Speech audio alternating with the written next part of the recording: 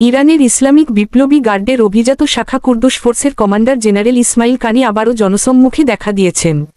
মঙ্গলবার 25শে জুন তেহরানে সাধারণ মানুষের সঙ্গে কথা বলতে এবং হাসিমুখে মিশে যেতে দেখা গেছে এই প্রভাবশালী জেনারেলকে। দখলদার ইসরায়েলের সঙ্গে ইরানের যুদ্ধ শুরু হওয়ার পর মার্কিন প্রভাবশালী সংবাদমাধ্যম দ্য নিউ ইয়র্ক টাইমস দাবি করেছিল, ইসরায়েলি হামলায় কুর্দুস ফোর্সের কমান্ডার জেনারেল ইসমাইল কানি নিহত হয়েছেন।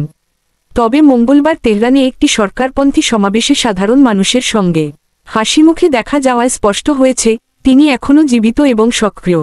ইসরায়েলি সংবাদমাধ্যম টাইমস অব ইসরায়েল জানিয়েছে, new York Times general Ismail কানি নিহত হওয়ার তথ্য জানালেও ইসরায়েলি সেনাবাহিনী এ ধরনের কোনো দাবি করেনি। বিপ্লবী গার্ডের কুর্দুস ফোর্স মূলত ইরানের বাইরে কার্যক্রম পরিচালনা করে। হামাস, হিজবুল্লাহ ও হুতি বিদ্রোহীদের তারা সহায়তা করে থাকে। এর আগেও একবার ইসমাইল কানি নিহত হওয়ার খবর ছড়িয়েছিল।